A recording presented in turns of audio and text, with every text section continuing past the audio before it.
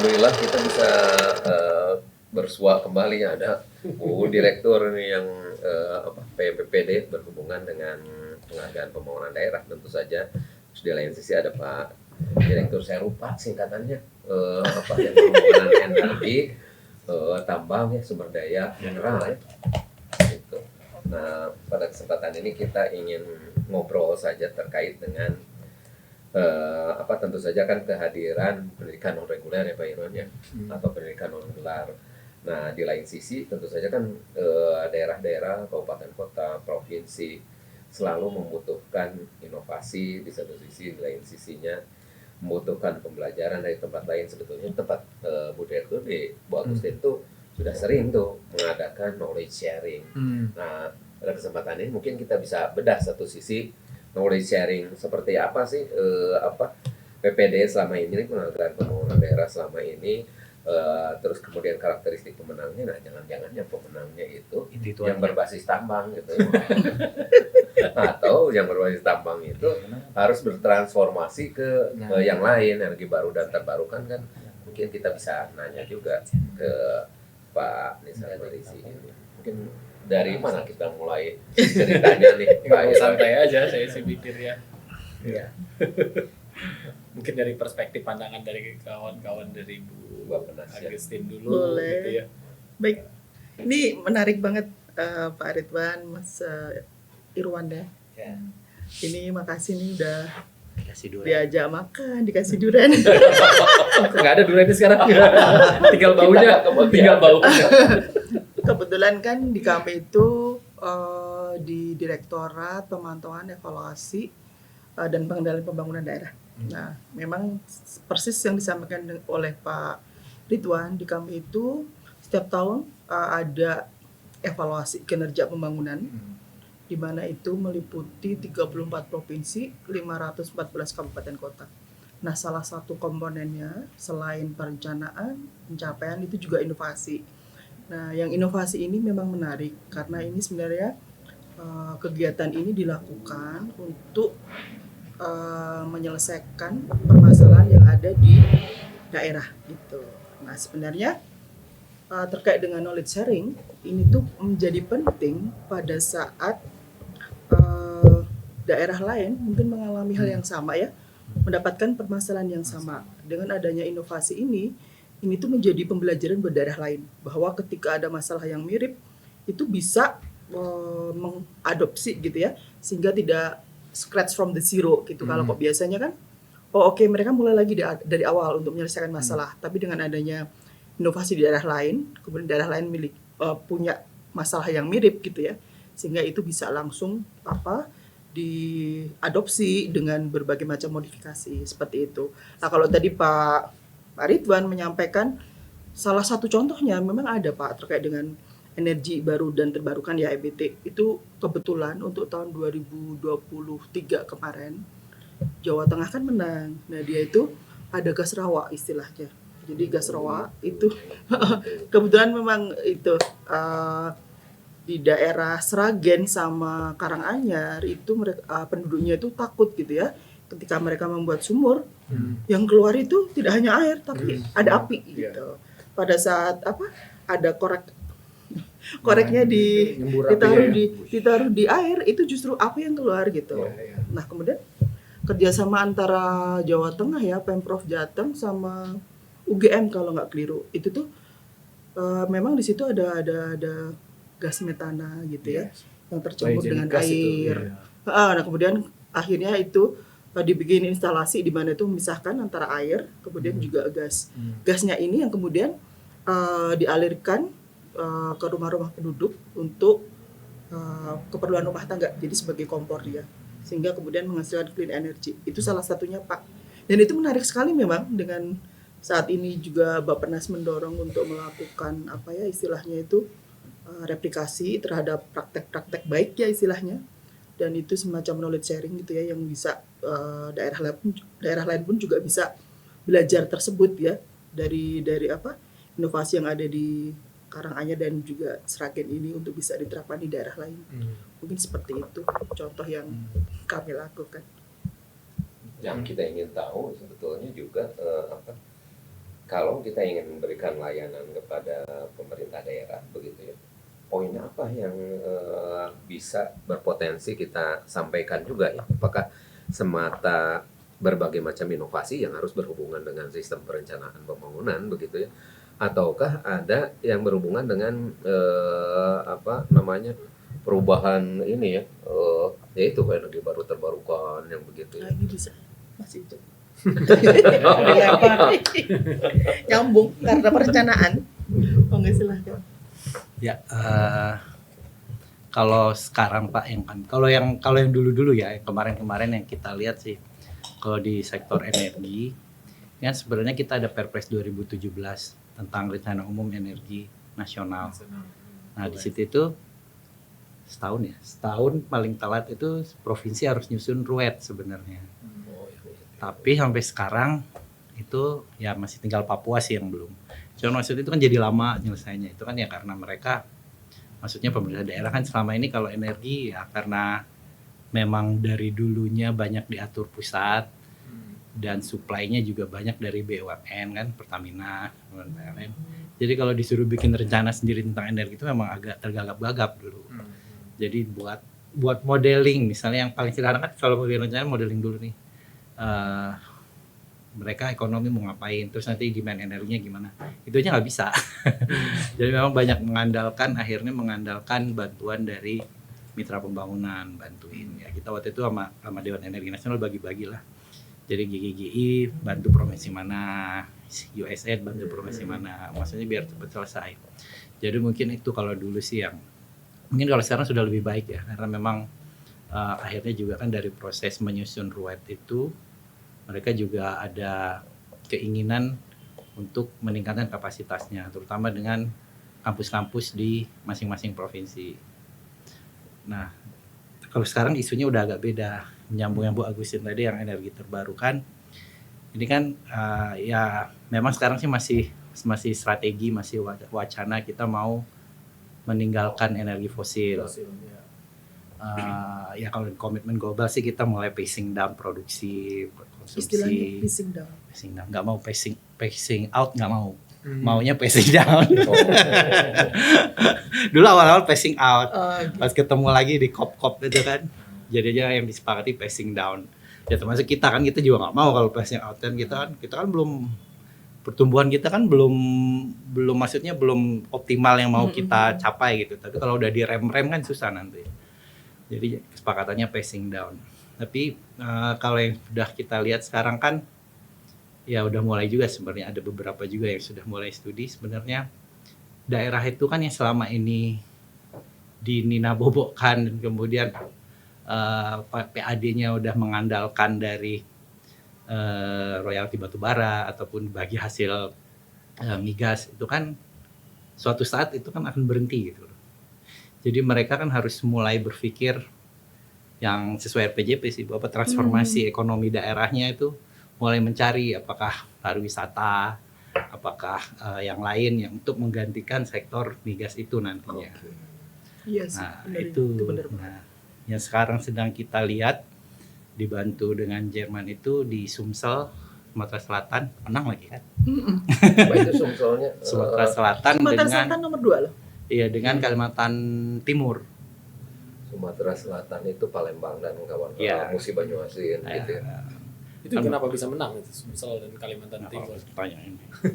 Oh, Kaltim ini nggak menang. Nggak, ini kita ngelihat itu milih yang daerah yang ininya sangat tergantung dengan Energi fosil ya.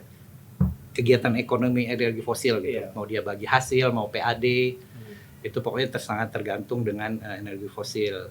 Waktu itu kita bikin studinya di dua itu. Nah, mungkin kalau tadi balik lagi ya pertanyaannya itu Pak ya, ya karena saya lulusan planologi sih Pak. Jadi nyambungnya ke situ. Jadi kalau memang untuk apa yang bisa dibantu oleh ITB untuk daerah-daerah itu ya mungkin itu Pak. Jadi mulai ya ini ekonomi wilayah lah ya. Jadi menemukan sektor apa sih istilahnya? Sektor yang menjadi penggantinya migas dan batu bara itu nantinya. Gacuan baru. Gacuan barunya. Karena mau nggak mau ya batu bara memang kita masih mau pakai. Tapi kalau kita lihat mungkin Pak Irwan juga hafal. ekspor Teman kita bisa seangkatan. lebih enggak, ekspor bara kita lebih banyak daripada yang kita pakai sendiri.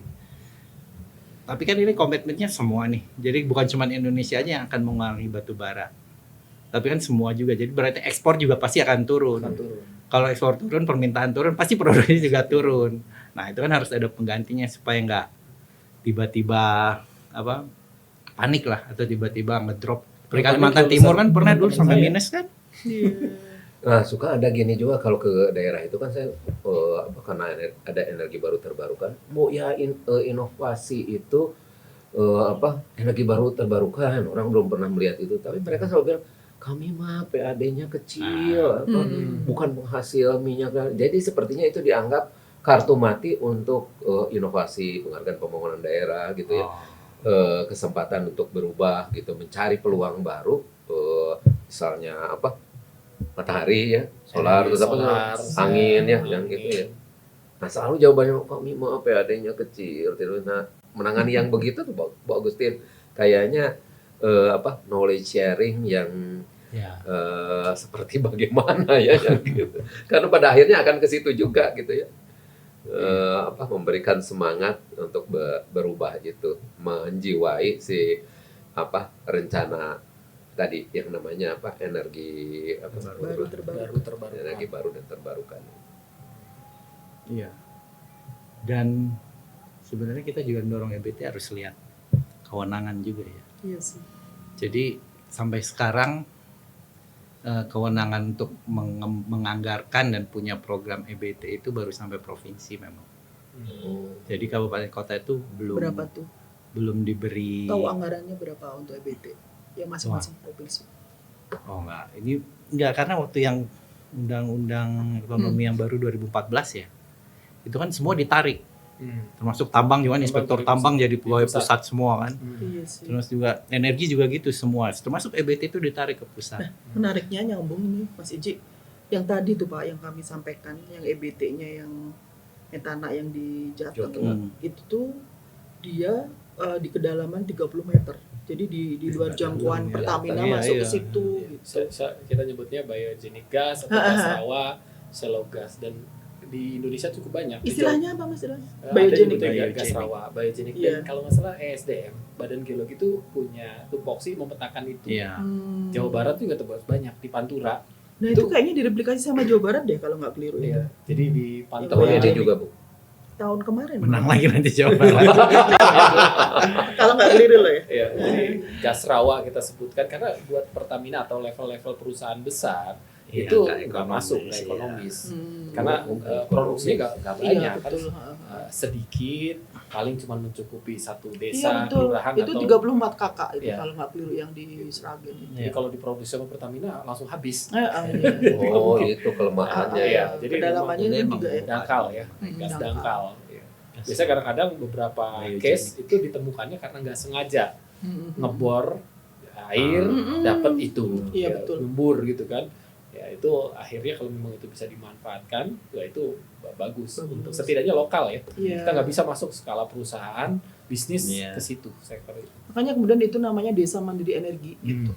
Karena Iya. dengan itu Istilah bisa baru atau enggak, itu program itu namanya Desa Mandiri Energi Pak yang oh udah jadi EBT-nya itu. inovasinya Pak. Inovasi Jateng yang 2023 kemarin. Tapi memang belum langsung menyentuh permasalahan terkait carbon emission. Karena dia masih karbon ya. Nanti aja lah itu. Iya, saya mau nanya tadi kalau batu bara disuntik mati ya, Ah, PLTU, iya. teman-teman saya Iya, itu anaknya kan baru masuk rencana SMP, SMA. jangka Sama panjang. dia juga. Iya. Rencana jangka panjang itu jadi ya Pajaknya masih masih jauh lah. saya bilang suntik mati. Tapi memang harus siap-siap.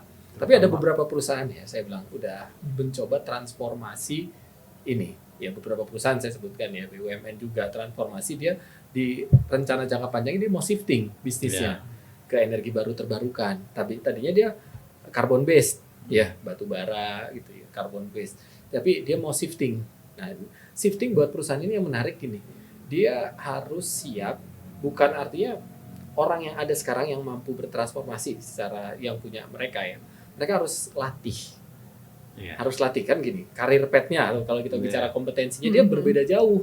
Dulu kok bisnisnya adalah misalnya batu bara ya. Iya. Sekarang dia mau berbisnis solar cell. Beda. Tapi kalau ganti semua pemain, sama kayak main bola ganti pemain juga nggak beres nih. Iya. Ya, tapi pemain ini mampu bertransformasi, tadinya jadi pemain penyerang kalau main bola ya sekarang jadi pemain bertahan dulu lah karena strateginya berbeda gitu ya. Nah, itu bertransformasi. Kita lagi bantu nih, Direktorat Pendidikan Non Reguler tuh lagi bantu ada perusahaan bareng PwC. Ya, sebenarnya ya ini salah satunya adalah strategi career shifting. Career shifting juga harus dipikirkan karena tenaga kerjanya juga sektor Iya. energi, sektor tambang tuh masih di daerah Banyak tuh banget. banyak banget serapan tenaga kerjanya. Yang untuk operasional, Operasional ya. Itu banyak banget. Kalau kita ini, nah tapi pelan kita harus bisa shifting mereka juga ya. Kompetensinya digeser. Saya ngelihat itu. Terus ada juga beberapa perusahaan yang coba inovasi batu baranya tidak di direct, tidak di digging, digali. Dia mau underground coal gasification. UCG. Jadi sebenarnya karbon emisinya lebih rendah ya. Heatnya diambil sama steam sama syngas istilahnya kita untuk support industri petrokimia sebenarnya. Jadi beberapa perusahaan juga lagi mikir ya shiftingnya kalau berbeda jauh itu loncatnya susah juga. Tapi bertransformasinya itu nggak jauh-jauh amat gitu. Mas Irwan sih, mohon maaf nih sebenarnya ngomong-ngomong masalah SDM pertambangan ya. Itu tuh sebenarnya kalau kita ngeliat di beberapa lokasi itu tuh untuk yang katakanlah orang lokal itu cocoknya hanya untuk di level operasional. Sementara untuk manajer ke atas itu kan masih sedikit loh orang kita. Nah, apalagi kalau kita kaitkan dengan harusnya perusahaan tambang itu menyejahterakan masyarakat di sekitar tambang. Sayangnya terkait dengan budaya gitu ya, budaya kerja. Biasanya kan mereka sebelumnya kan pertanian tuh, mereka bekerja di ladang. Nah, ketika mereka direkrut untuk bekerja di perusahaan, mereka nggak bisa 9 to 5. Mereka bekerja indoor gitu ya, dan dibatasin waktu. Mereka tuh nggak bisa. Itu di beberapa, terus terang kami melakukan evaluasi ya untuk beberapa lokasi tambang, terutama untuk pekerjanya. Mereka nggak mau. Jadi mereka tuh paling cuman bertahan itu Pak, pol 3 bulan. Habis itu mereka keluar. Nggak bebas gitu. Mereka nggak bisa habis ngapain terus merokok. Karena dia tambang strict kan. Itu budaya itu kayak gitu. Safety-nya tinggi gitu. Gak bisa ngerokok. Saya juga kaget juga. Aduh, ini gimana ya? Udah ada goodwill lah dari perusahaan ya untuk mempekerjakan masyarakat lokal gitu. Tapi kemudian terkendala budaya itu dan itu nggak mudah. Nggak mudah memang. Sehingga kemudian memang harus dari level yang muda gitu. Misalnya SMK, ada SMK pertambangan di situ gitu ya. Jadi rekrutmennya itu dari situ gitu. Kalau dari yang masyarakat yang transform tadi ya, yang dari petani kemudian bekerja di pabrik atau di perusahaan tambang, wah itu berat kalau kayak gitu. Iya, memang kalau udah level tertentu yang sudah mulai gesernya susah ya. Kalau saya ngeliat sih usia 40 ke atas sudah susah tuh. Iya, nggak bisa. Ya, gesernya udah susah, dia udah punya kultur seperti itu. Nah, yang kita mikirin lagi sebenarnya kalau saya reverse-nya. Ada tadi reverse-nya balik lagi kita transformasikan, dia udah generasi, dia sudah orang tuanya bekerja di tambang. Ya. Terus anaknya sudah dalam zona comfort berarti ya. Dia harus shifting gitu ya. Balik lagi ke daerah itu akan mengembangkan pertanian, perkebunan, peternakan. Nah, ini balikin laginya. Kalau saya malah mikir balik misalnya tadi ya kita geser, nah kita harus siap juga. Jadi mungkin harus inline satu generasi yang bisa bekerja di tambang sama generasi yang kita nyiapin sebenarnya politeknik atau SMK yang kaitannya dengan sektor yang akan kita tuju, pariwisata, pertanian. Karena yang susah nanti bapaknya udah tahunnya tambang, anaknya udah siap nih masuk tambang atau bekerja. Tutup tadi Iya, kan ada usia tertentu ya. Iya, klaus tertentu dan kita memang perlahan mau bergeser gitu ya. Nah, ini nggak punya kultur itu. Iya, betul. Nah, ini juga kita, kalau saya yang lihat ini juga problem yang harus dimulai kita pikirkan gitu ya. Kalau tadi kita nyiapkan akhirnya rekrut dari luar kan umumnya. Wah, yang menikmati bisnis pertambangan industri adalah orang-orang dari luar karena ya mereka siap kultur bekerja. Yang dari daerah terutama yang usia 35, 40. Nah, itu berat itu. Berat itu. Saya juga memahami nggak bisa ngerokok seenaknya kan. Saya juga benar juga ya, ini yang keluar mereka sendiri loh. Bukan berarti perusahaan tidak melibatkan gitu. Ya kan kalau yang sekarang disebut apa kan? Sekarang nyebutnya kan just energy transition. Just-nya kan itu gimana? JUST. Oh, oke. Just berkeadilan, transisi iya. energi berkeadilan. Nah, itu ya sisi itu tenaga kerja. Ya salah ada gender ya, terus ya ekonomi tadi. Jadi bukan cuma soal energinya doang. Tapi kan melebar kemana-mana. Tapi kita apa pernah memetakan Bu apa yang masuk ranking PPD itu apakah biasanya yang punya basisnya tambang atau energi itu ya? Kita Enggak sih. nggak selalu ya. Itu beda kegiatan yang lain Pak. Di kami kan selain PPD itu ada juga kegiatan yang melakukan evaluasi kinerja setiap tahun. Namanya evaluasi pembangunan daerah Pak, EPD. Jadi bukan PPD, jadi beda. Cuman banyak yang di EPD ini mensupport pada saat tahap 1 untuk mereview dokumen perencanaan RKPD. Jadi enggak sih. Beda. Nah, kalau dilihat dari upaya ke energi baru terbarukan, kalau kita lihat ke sini 5 tahun terakhir masih relatif sedikit ya Bu ya, kalau di ini daerah itu ya. Ada, tapi yang itu tadi shifting. Jadi shifting yang semula tambang kemudian udah mau habis atau yang udah habis. Terutama yang daerah-daerah itu Pak, daerah-daerah yang Bangka gitu ya, Riau. Itu mereka memang udah shifting. Ada yang masih gagap gitu ya, karena apa sih? Natural resources is a course itu kan. Jadi terbiasa dimanjakan dengan apa sumber daya alam gitu kan. Nah, itu banyak yang daerah-daerah itu mereka gampang pada saat mereka dimanjakan dengan tambang gitu ya. Hidupnya enak, nyaman gitu. Ketika mereka itu habis, mereka nggak siap gitu ya. Masih reluctant gitu, masih di zona nyaman. Mereka nggak segera berubah. Tapi untuk Bangka itu bagus banget. Semula kan mereka daerah tambang gitu kan, tambang timah. Kan alamnya jadi rusak ya, banyak lubang-lubang itu. Nah, kemudian tapi pemerintahnya itu pintar gitu ya, pemerintah Kabupaten Bangkanya itu pintar karena mereka cepat berubah gitu. Ini harus mitigasinya seperti apa sehingga mereka kemudian mengolah tanah itu gitu ya. Ada yang untuk perikanan, kemudian untuk pertanian, dan mereka langsung berani ngubah yang semula dari daerah tambang kemudian menjadi daerah pertanian dan pariwisata. Hebat banget. Makanya kemudian Bangka itu kan menang tahun berapa ya Pak? Saya lupa deh. 2 tahun yang lalu kalau nggak salah. Itu yang ada mahasiswa saya juga. Lo Banggesan menang. Bukan ITB.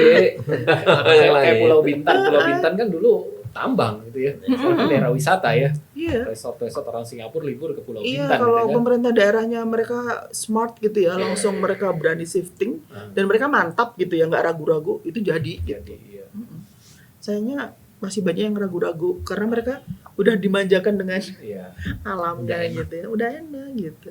Tapi dari saya sih apa misalnya gitu ya, kota yang biasa itu kan inovasi apa smart city dan sebagainya, sebetulnya requirement-nya kan energi juga. Tidak akan jalan itu smart city terutama yang berbasis teknologi inilah. Listriknya mati. Listriknya.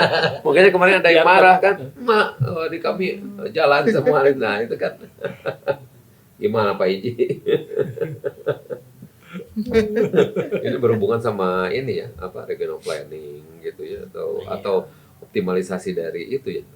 RUED tadi itu, RUED ya istilahnya ya. Rencana umum energi daerah. Tapi kayak saya ngeliat ya, yang menarik tuh kayak Bali. Bali kan benar-benar provinsi yang nggak punya kementerian sumber energi. Iya. Ya. Nggak ada pertambangan sama Nggak ada sekali. tambang sama Jawa. sekali. Bahkan sumber Suplai energi keluar pun aja. dia dari Jawa Timur kan. Maksudnya Python dari listriknya disuplai.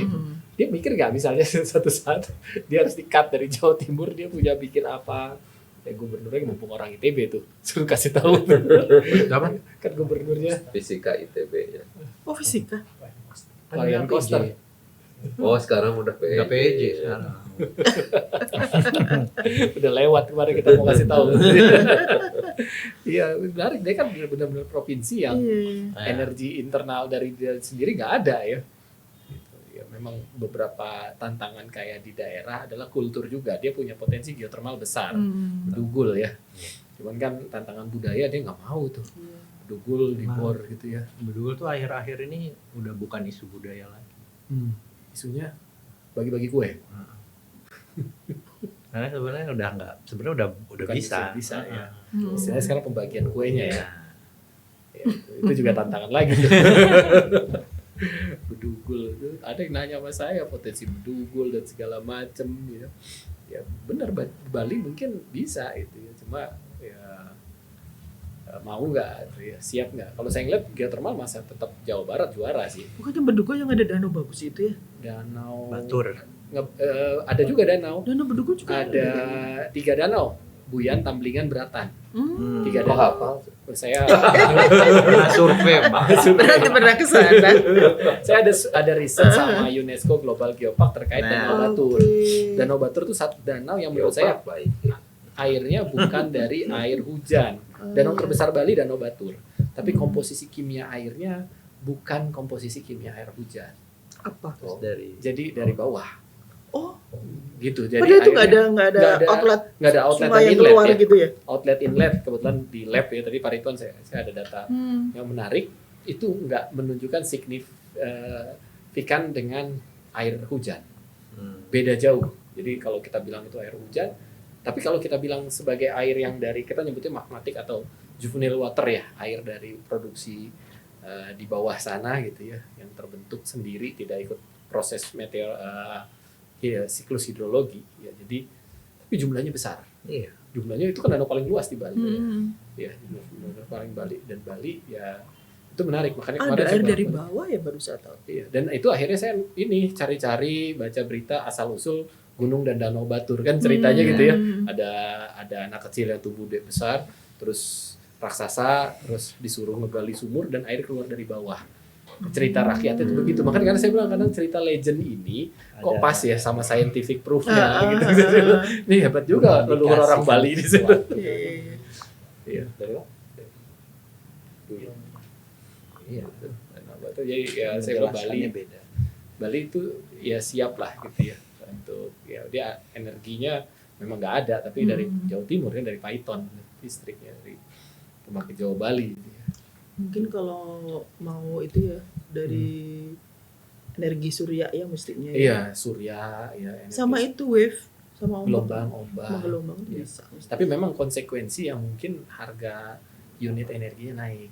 Yes. Itulah Lebih konsekuensi lebih mahal. Udah mahal. Dengan kondisi teknologi ekonomis saat ini ya, teknologinya dia pasti lebih mahal. Ya sama geothermal juga kan per KWH-nya jauh di atas batu bara. Mereka kan pantainya kan semuanya itu ya. Maksudnya dari wave bisa, tenaga surya bisa, dari apalagi angin Angin, iya. juga bisa. Satu lagi yang kita belum berani kayaknya nuklir. Nah itu dia. Nah, itu. Tapi kan katanya ada agenda itu Pak Menteri kesini cerita itu dengan Bu Rektor sebetulnya. Iya. Nuklir itu yang dari unit cost-nya kan kecil ya per KWH-nya. Cuman mungkin Murah ya murah. cuma ya kesan masyarakat banyak. Iya. Jadi Gusti di itu kayak tadi apa public expose Konsultasi publik. konsultasi publiknya harus publik, bolak-balik ke edukasi educate mulai masyarakat. targetnya misalnya kita 20 ya berarti kita harus edukasi dari SD nih bahwa pembangkit listrik nuklir itu bisa digunakan. Iya. Tapi ceritanya lagi nggak Chernobyl dulu gitu ya. Nggak Fukushima. Cuman tantangannya memang dua sih tantangannya, tantangan masyarakat, kedua sama limbah. Pasti saya yakin limbah nuklirnya siapa yang mau nampung. Kita aja tempat pembuangan sampah nggak ada yang mau nerima sampah biasa ya. Kita TPS nyarinya lokasi tempat sampah susahnya minta ampun kan. Nggak ada suatu desa atau kelurahan yang mau. Untuk beberapa tadi ya yang Bu Vivi sampaikan tadi ya. Untuk beberapa pulau itu udah penuh banget. 10 provinsi 10 provinsi ya. Penuh apa? TPA-nya. TPA-nya Pak, Iya. TPA-nya udah sebenarnya udah nggak layak lagi lagi. untuk menampung sampah gitu. Udah Jawa Barat mengerikan salah loh ya. satu. 10 provinsi. Masa Jawa Barat ya? Iyalah Jawa Barat penduduknya segitu Jawa ya. Barat, Bali, mana lagi tuh banyak. Bengkulu yang saya bilang Bengkulu masuk. Kok Bengkulu Oh masuk ya, ya? padahal sepi ya. Kata kita nggak tahu saya. Kita kan ke kotanya doang. Itu ada tambang juga kan? Ya, Rejang Lebong. Rejang Lebong dulu zaman Belanda itu terkenal itu. apa? Emas Emas Iya. ya. supply untuk ke Monas ya. Iya. Bengkulu. Cuma nggak tahu nih 2024 apakah ada yang nuansa apa yang berhubungan dengan energi gitu ya, inovasinya karena terlalu apa sepertinya dari 2023 ke 2024 terlalu dekat kelihatannya Bu ya. Kalau kita menerka-nerka sepertinya apa ya inovasinya akan seperti apa ya? Apakah ke layanan publik ataukah ke PPD mas. apa ya? Kalau PPD 2024 Kalau saya sih jangan expect akan banyak memang. Karena banyak yang PJ kan. Iya. PJ itu kewenangannya yang terbatas. Hmm. Berarti nggak akan banyak inovasi kayaknya sih. Ya. Sebenarnya bukan kewenangan terbatasnya Mas Iji, cuman apa ya? Sekarang itu dituntut kepala daerah itu harus bagus gitu, dan harus smart gitu. Dan dia paham betul dengan daerahnya, potensinya apa. Ngebaca seperti itu tuh butuh waktu juga gitu ya. Jadi sebenarnya bukan masalah kewenangan sih kalau menurut, tapi leadership dari kepala daerah itu penting Dia banget. baru. Itu Terus pelatihannya tiap 3 leadership, bulan Pak. tiap 3 bulan dievaluasi. Oh, tiap 3 bulan. 3 bulan loh PJ itu. Makanya ada Kasian juga. Kemendagri, inspektoratnya Kemendagri itu nggak berhenti. Ya berapa ratus ya? Kapan kerjanya ya? Salah undang-undangnya sih kayaknya. Undang-undang yang soalnya bilang 3 bulan dievaluasi. Baru mau kerja. Evaluasi lagi. Oh, pelatihan evaluasi kalau Pelatihan menghadapi evaluasi. Jadi buat PJ-PJ-nya yang dilatih. ada tryout-nya. Tapi kalau kita perhatikan knowledge sharing per tahun ya bahwa Basden kayaknya beragam kita ya. Ya penekanannya ya tidak semata apa inovasi secara keseluruhan yang hanya inovasi itu sepertinya beraneka apalagi setelah pandemi itu ya. Iya Pak, karena gini Pak. Kalau sebelumnya kan kita dalam artian ketika belum ada pandemi ya 2018 2019 itu kan kita lakukan dengan mengundang, dan itu PPD itu forum buat teman-teman daerah tuh ketemu gitu, sharing gitu, jadi pas banget gitu. Karena kan sepertinya belum ada forum-forum lain yang seperti itu Pak. Bagaimana bisa Ini sharing mana good yang practices. lebihnya itu ya sebetulnya. Itu bagus banget. Nah, kemudian ketika ada pandemi itu bukannya berarti nggak ada lagi ya, karena kemudian selain kita melakukan workshop gitu ya Pak, dan juga membuat buku knowledge sharing, itu kan untuk tahun ketika ada pandemi ya 2020 sampai 2022 itu kan bener-bener kita nggak bisa, yang pusat nggak bisa berkunjung ke daerah, yang daerah nggak bisa berkunjung ke pusat, itu kan bener-bener kita kayak nggak bisa gerak gitu kan. Nah itu adanya Zoom meeting, webinar itu tuh bener-bener ngebantu banget dengan sharing melalui webinar, Zoom, itu yang datang itu ribuan banyak banget. Jadi gitu, itu kita pakai hybrid. Jadi ada yang bisa datang, kalau nggak bisa pakai Zoom, tapi kemudian juga bisa pakai webinar.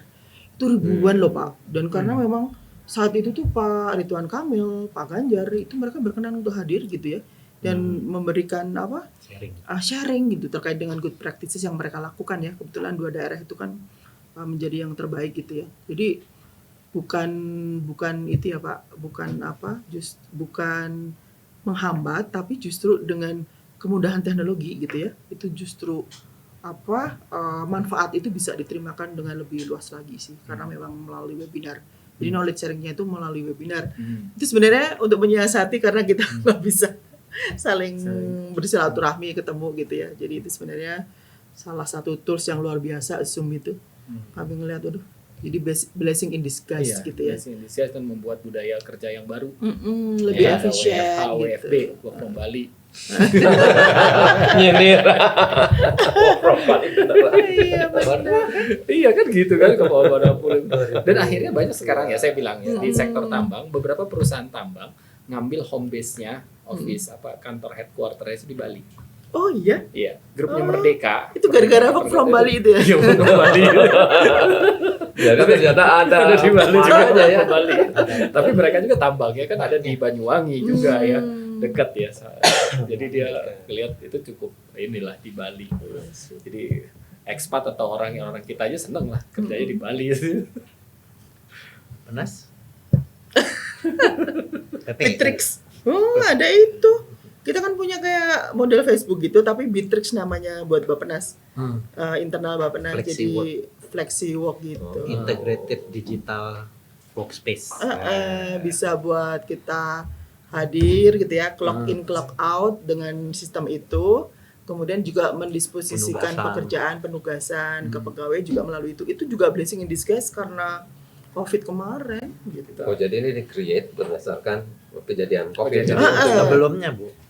Oh dari sebelumnya. Begitu Pak Menteri masuk. Oh ya lupa saya. Cuman di-trigger lebih cepat kali ya. Lebih cepat lagi karena cepat memang lagi dengan begitu adanya ada COVID ya. dengan adanya COVID itu jadi kita udah terbiasa jadinya dengan tools itu.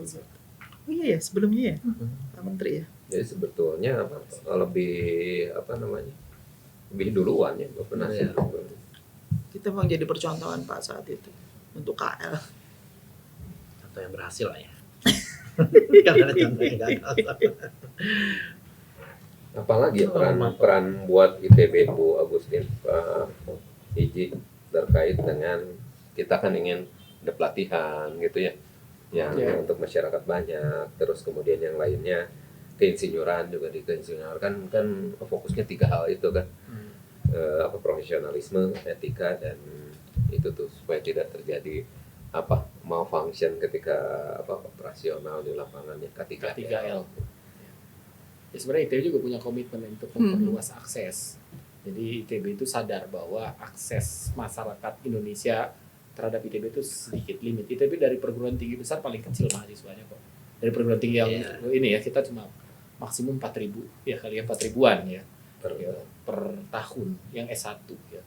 Terus yang lain bisa 4 kalinya gitu. Terus tapi bagaimana akses terhadap apa yang dimiliki ITB kan juga harus di-share, dibuka. Nah, itu makanya ada bagaimana ini sekarang lagi mulai kayak kelas-kelas ataupun knowledge yang ada di ITB itu silahkan dibuka publik ya. Nah, keluar tuh ada iCenter tulisan ITB Continuing Education Center. Ya ini konsepnya lifelong learning. Nah, semua tuh belajar terus ya kita. Jadi akses masyarakat dulu nggak pernah masuk ke ITB, tapi sekarang silakan gitu. Bisa akses apa yang ada di ITB. Nah, ini komitmen. Nah, kita buka nih apa yang bisa di-create, apa yang bisa ngebantu untuk ya misalnya tidak hanya Bappenas, semuanya ya untuk Indonesia bisa lebih bagus. Ya, jadi dulu kan aksesnya terbatas. Ya kalau nggak bisa masuk ya udah kita nggak bisa punya akses. Nah, di-create dengan tadi ada Zoom, begitu COVID-19 kita bisa buka. Ya. Sebenarnya gini Mas Irwan, saya tuh ngeliat ya untuk akses nih masalah keterbukaan ITB ya. Katakanlah selama ini mungkin ilmu-ilmu yang ada di ITB eksklusif ya Pak, karena memang hanya kalangan terbatas gitu. Tapi dengan yang teknologi sekarang nih dan juga dengan tren yang ada, kayak podcast ini kan luar biasa loh. Dia bisa masuk ke detail dan itu tuh bisa dikuasai oleh yang melihat. Jadi sebenarnya saya juga ngikut-ngikut karena kan anak muda sekarang kan eranya itu podcast. eranya ke sana sehingga mau nggak mau gitu. Itu memang bagus banget sih kalau ini Pak Ridwan sama Mas Irwan udah mulai ini udah menurut saya itu akses yang luar biasa juga gitu. Monggo aja tinggal di tema apa yang menarik gitu ya dan bermanfaat gitu. Jadi ya itu yang coba kita buat salah satu strategi ya, ya di tataran teknis ya podcast. Kita bukan soft course, ya open course, baik itu yang berbayar atau bahkan yang sampai free sebagai layanan ITB. Ya etalase, bahkan virtual lab ini kita lagi mikir juga virtual lab. Nah, gimana tuh? Ya jadi mau lihat apa sih sebenarnya? Kalau dulu kan kita kalau yang mengakses knowledge itu ya scholar saja, orang yang berpendidikan ya sekolah. Tapi kan masyarakat juga pengen tahu apa sih riset itu. Nah, jangan-jangan cuma ngabisin duit aja gitu ya. Enggak, bahwa ini bisa untuk ke arah sana. Nah ini kita harus buka. Ini menarik itu. Gitu. Virtual lab. Tadi meeting juga tadi kita gimana cara membuka akses untuk virtual lab. Ya. Terus yang kedua bagaimana juga saya dapat masukan dari waktu itu kita berkunjung ke Jepang Pak Dubes Pak Heri Ahmadi kan gitu ya. Pak Heri Ahmadi itu kebetulan senior saya tambang. Oh, beliau tambang ITB saya. Sampai tambang Mas ya. Iya. Aduh langsung saya di ya, dia salah satunya adalah bagaimana penetrasi layanan ITB ke guru-guru SMA. Karena gini, kita ngelihat matematika, fisika, kimia kita memang relatif rendah. PISA skor kita juga nangis palu saya kalau lihat. PR yang tapi untuk besar. Itu bagaimana PISA skor mulai literasi, matematik dan lain-lain ya. Itu ITB bisa ngebantu gitu. Situ juga guru SMA itu punya akses yang cukup baik ke ITB. Jadi tahu ngajarin matematik itu ada rohnya, ngajarin fisika itu ada akan ke sini, ngajarin kimia ada ke sini, ngajarin literasi terkait ilmu pengetahuan itu jelas. Ya. Nah, gimana aksesnya terhadap guru-guru? Ya bukan artinya bukan peran IKIP dulu ya, Universitas Pendidikan, tapi guru tuh oke, ITB kan misalnya salah satu center science and technology ya. Kamu belajar matematik, fisik, literasi yang jelas itu memang menunjang ke situ. Guru itu dikasih ini, guru itu akan mengeluarkan setidaknya satu kelas misalnya 50 atau 30 ya. 30 sampai 50 siswa itu bisa. Nah itu, saya nggak tahu nanti di Bappenas bisa support program itu enggak ya. Salah satunya misalnya narik bagaimana ya literasi Dengan Pak Awiknya itu Pak bisa. itu. Nah, itu Pak Ridwan. Untuk para Kita undang perencana. Pak Awiknya ke sini ya. pengen ikut dia tadi. Gimana caranya? So gini ya. Oke, guru mungkin mau di hybrid, jadi 2 metode, hybrid, virtual lab sama realnya supaya mengurangi Ya. resources ya, nggak lama gitu ya. Nah, nanti bisa masuk dan keliling nggak hanya di fakultas tertentu, tapi dia melihat bahwa ini ya kayak gitu di energi, apa sih riset ITB di energi, di material science gitu ya, material baterai ya, asal usul baterai ya di tambang. Tempat saya tukang gali aja, cari gali aja. Beleduk. Terakhir smelter meleduk gitu. Baru deh salah-salah. Baru salah-salah. Tapi itu ISDM kan statementnya jelas karena bukan di bawah ISDM kan. Karena enggak Itu Morowali. Morowali di izin usaha di perindustrian. Industrian. Perindustrian. Karena kan ada aturan kalau dia nggak punya tambangnya Hmm. itu izinnya IUI Hmm. bagi UP. Ada 2 rezim. Ya itu tata kelolanya silakan dikembalikan nih pemerintah nih gimana ini. Kalau SDM saya tahu pengawasannya relatif karena udah lama ya. Sudah cuma di sektor-sektor yang seperti itu. Dia punya pengawasan cukup ketat ya. SDM ya, mudah-mudahan di perindustrian juga bisa cukup ketat ya. Baru nggak terjadi. mulai ketat. Baru mulai Nah, ketat. kita kan ada pertemuan buat memonitoring itu loh, MP smelter. Hmm. Smelter itu kan ada yang rejimnya apa ya, perizinannya Ya, SDM, ada yang biasanya di perindustrian. perindustrian.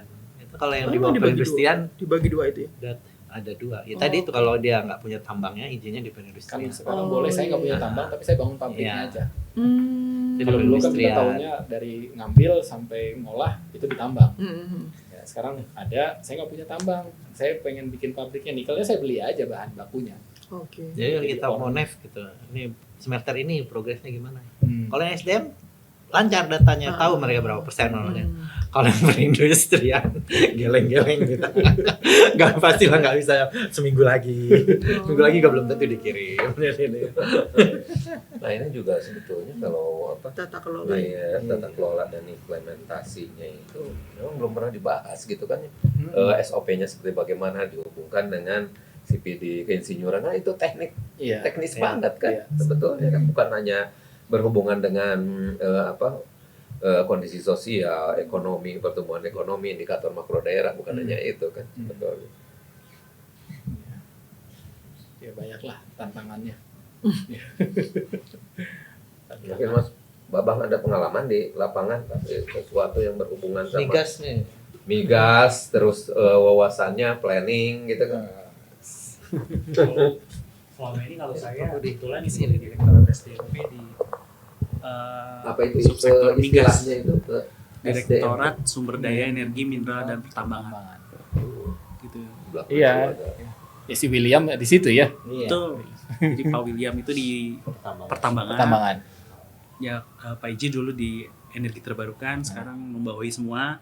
Kalau saya di migasnya. Jadi memang di subsektor migas kami melihat secara apa namanya dari subsektor migas selama ini kan energi ke depan transisi konsepnya adalah transisi energi ke energi terbarukan.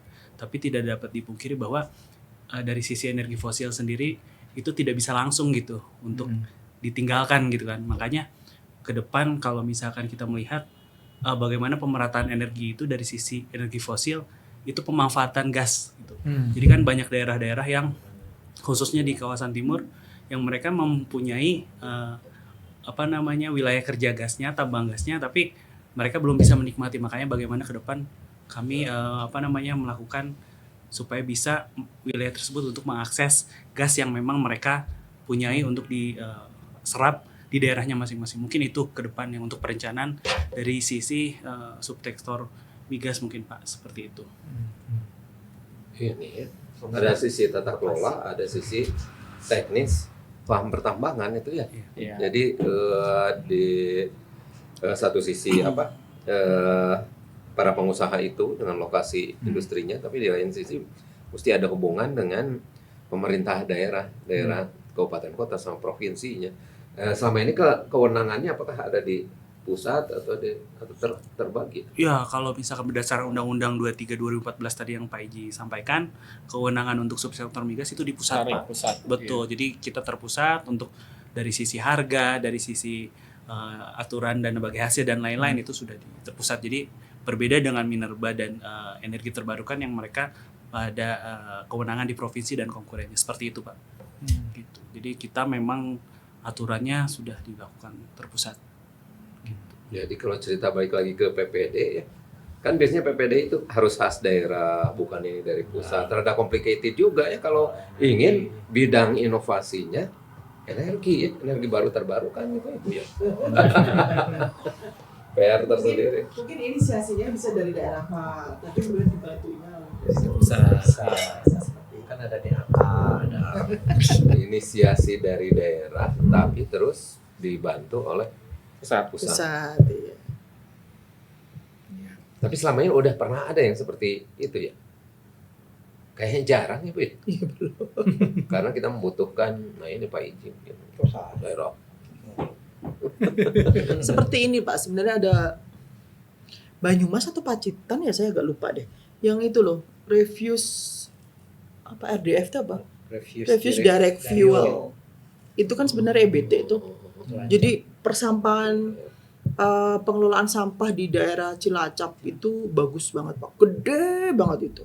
Dan itu bisa menampung di daerah sekitar Cilacap juga gitu. Nah ini sebenarnya memang inisiasi dari apa pemerintah daerah gitu. Tapi kemudian ketika kesini-sini teknologinya itu pakai teknologi itu RDF itu refuse direct derive ya. Refuse derived fuel. Nah itu tuh sampah itu dipilah-pilah, kemudian yang kering mana, yang basah mana, dan kemudian itu sampai apa outputnya itu Pak, itu jadi kayak briket gitu loh, pengganti briket. Dia bisa untuk untuk pemanasan, bisa untuk kompor, dan ini bisa dijual juga gitu. Itu luar biasa itu. Dan itu kayaknya udah direplikasi di beberapa daerah kalau nggak keliru ya. Bahkan kalau di Jakarta itu daerah mana ya Ji? Tempat pembuangan sampah itu namanya apa? Bantar Gebang. Bantar Gebang itu niru Pak, niru yang di situ kalau nggak keliru. Karena itu Bali bagus ada. banget itu. Bali ada juga ya? Tapi yang make ini PLTU yang di Lombok. Itu tahun berapa ya? Itu tahun 2019 kalau nggak keliru itu. Bali. Itu PPD itu yang ya itu kemudian jadi akhirnya kan itu kan di awal inovasi mulai masuk di komponen PPD Pak, kan 2018 kan belum masuk. Itu kan mulai dimasukkan 2019. Nah, saat itu juga ada perdebatan. Ini kok bantuannya malah justru dari luar negeri gitu ya. Tapi sebenarnya inisiasinya memang dari pemerintah daerah itu, cuman kesini-sini ketika itu mulai bagus dan kemudian masuk teknologi dari kalau nggak keliru Swedia apa ya? Saya agak lupa deh. Tapi itu jadi berhasil Tapi gitu. ini kayaknya bukan satu kali one shot activities ya. Ini bisa berkelanjutan sebetulnya ya. Betul Pak. Jadi ada perbaruan teknologi juga sehingga kemudian hasilnya itu bisa optimal karena akhirnya menghasilkan kan. Tidak hanya sekedar pengelolaan sampah gitu ya, tapi justru kemudian bisa menghasilkan energi dan dijual gitu, bisa menjadikan masukan pendapatan buat daerah juga gitu.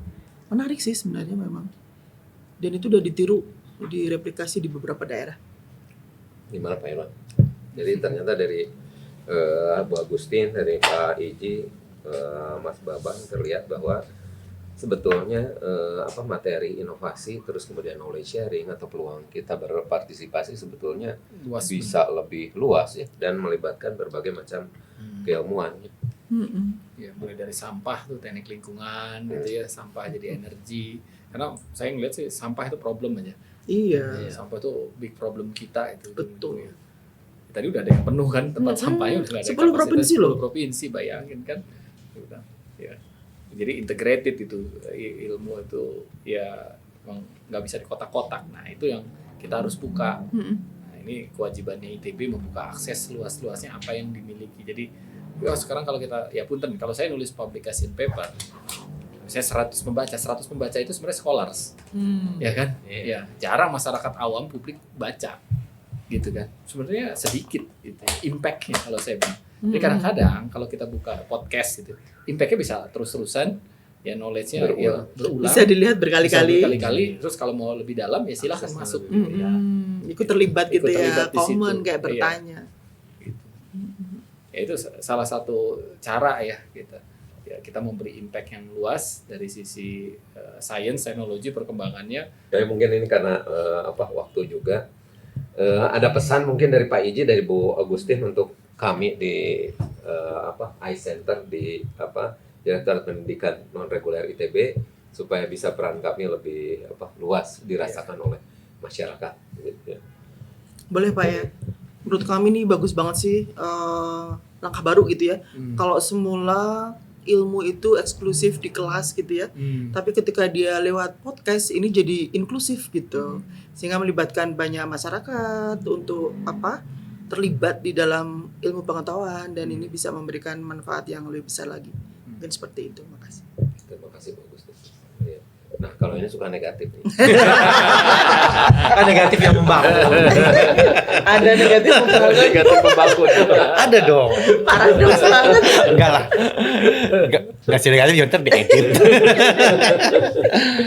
Ya, kalau menurut saya memang kita kan harus ikut kemajuan teknologi zaman, jadi memang sudah masanya, sudah waktunya itu kita nggak seperti yang dulu lagi, yang di kelas, kemudian di lab itu memang sangat tertutup. Tapi mungkin juga yang perlu nggak tahu ya, saya kalau di kampus kan kadang keahlian dan kejuruan itu sangat penting gitu ya. Tapi justru kalau yang saya lihat justru nggak bisa berdiri sendiri lagi sebenarnya kan. Jadi memang tadi tuh begitu ngomong sampah kan bisa dari sisi energi, bisa dari lingkungan. Jadi memang dari semua keahlian jurusan itu kalau bisa ada yang saling terkait gitu, nggak jalan sendiri karena ya itu tadi udah nggak zamannya lagi juga kalau kita ini sendiri jalan sendiri bagian itu. Dari generasi muda, Mas Bambang. Dari generasi muda. Bisa tadi Pak manggil Bambang disalahin sama Ibu. Bapak kayak Bu, terus Bambang. Kalau Bambang generasi Kalau dari sisi generasi muda mungkin arus informasi ini kan sangat cepat Pak ya. Kalau misalkan ada pepatah yang mengatakan bahwa siapapun yang mendapatkan informasi terlebih dahulu itu akan menjadi sang juara gitu Pak ya. Jadi mungkin dengan podcast ini akan memberikan informasi kepada banyak pihak seperti yang Ibu Agusti sampaikan, inklusif. Jadi di daerah manapun dapat mendapatkan informasi sebaik mungkin. Mungkin seperti itu Pak dari saya. Terima kasih Mas Gimana Pak? Pak Irwan? Iya, itu PR kita Pak Ridwan. Ya ITB itu ya bukan kritik tapi tadi negatif membangun. Paradoks banget. Ya, perguruan tinggi yang udah saatnya. Tadi saya juga nganggap bahwa sekat-sekat keilmuan itu bukan tembok yang tidak transparan. Itu memang kita punya spesifik keahlian. Tapi jangan sampai bahwa kalau bidang itu milik saya, objek itu milik saya, nggak bisa. Sampah itu milik ini, nggak bisa. Ilmu bukan properti ya. Bukan, Tel bisa gitu. Udah kita nggak bisa memiliki itu, objek itu milik kita personal itu udah harus hilang. Sekat-sekat itu kita lepas, ya kita punya spesifikasi, gitu ya. Tapi bukan berarti kita menguasai objek itu. Iya. Ya. Itu Pak Ridwan, itu penting tuh. Kalau bagi saya ya, ini otokritik ke internal teman-teman saya dan saya juga itu. Gitu Pak Ridwan. Ya mungkin di sini dulu ya. Kita mungkin semoga bisa berlanjut Dan nggak kapok. sharing dan tidak kapok ke Mungkin kita sini bisa lagi bikin ya. acara sejenis kayak di Jakarta. di ITB Jakarta. ITB Jakarta. Di mana itu Kita Jakarta? bikin kemarin podcast di ITB Kampus Jakarta bareng Di UI mana loh. kampusnya? Di Geraha Irama. Di Lantai Kuningan. 10 dan 11. Dulu SBM ITB. Tapi kan pimpinan bilang bahwa sekarang dibuka, tidak hanya SBM kan. Jadi termasuk pendidikan non reguler ya. Non-reguler kita harus bisa mengisi ITB Kampus Jakarta. Jadi ITB itu ada 4 kampusnya. Ganesha, Jatinangor, Cirebon, Jakarta. Gitu. Iya, gitu. Jadi yang kemarin tuh yang dengan UI itu di Jakarta. Dan offline. Offline di Jakarta. Hybrid kita bikin. Yang Iya. pertama kali podcast ya hybrid. Aneh Ada itu satu karena kita mengusahakan sejak lama waktu offline, tuan rumah yang SBM-nya salah waktu, Jadwal. salah jadwal. Dia malah ada di Bandung, disangkanya di sini. Jadi tuan rumahnya ada. Hebat. Jadi kita bikin podcast yang hybrid. Jadi ada yang layar, ya itu teknologi. Satu pembicara nggak bisa hadir, tetap aja dia bisa berpartisipasi. Thought-nya atau lesson-nya masih tetap kita dapat gitu ya. Tapi yang lucu, kita semua yang tamu ada di tempatnya tempatnya, ya, hostnya. Orang SBM-nya di Bandung. Ya itu, jadi kita bisa aja kalaupun ada ini, kita siap. Ya, nggak Kapasitas kelas berapa ya? ada yang paling gede 70. Mungkin ke depan. 75, ya, kita bisa bikin Tapi kayak kan Mana sih itu? Gerah Irama Sebelah mana? agak Kanan apa bawah kiri? itu. Kiri. Apa nggak hafal saya Jakarta ini, orang Jakarta nih. kalau kita dari arah Menteng. selatan, ya dari arah Oh iya, bawah, selatan. Iya, ke kanan, di kanan. Pas Kalau dari arah Oh, kita oke. di kiri. Sama pasar festival? ya itu sejajar ya, tapi Oh. pasar festival kan Bawah. kita ke arah deket Gatot Subrotonya, deket, Oh, oke. Iya, iya, iya. jadi nggak jauh. Lewat terus lah. Mas tiap hari lewat. Ya, Jangan kita tidur lewat. loh di mobil.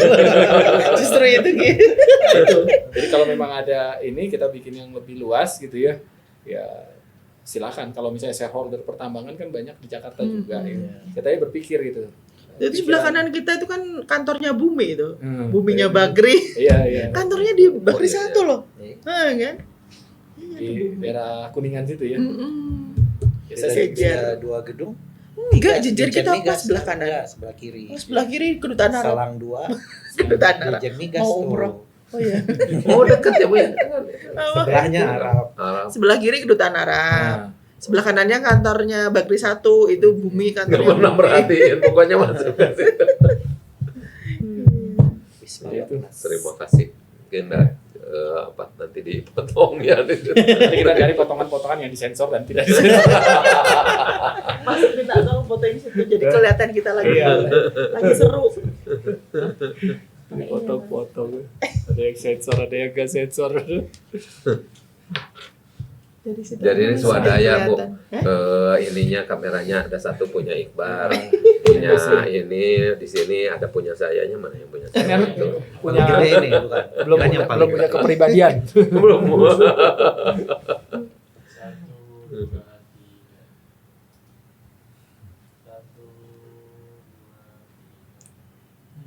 Sekarang belum bisa berpose dengan jari. Mas ulangin, tadi saya kok gini ya? Baru saya mau ngingetin Warnanya berpose. Kalau generasi muda memang begini, tua begini. Sekarang Sekarang digenggam, disembunyikan tangannya. Ini nggak ngalangin monitor ini? Enggak ya. Nggak ya? Satu. Nggak ya? Oke. Di luar mungkin kita foto apa ya? Iya, Di pas luar tulisan. Ada tulisan ITB-nya. Terima kasih nih Pak Makasih ya. Pak Iji. Ini podcast colongan.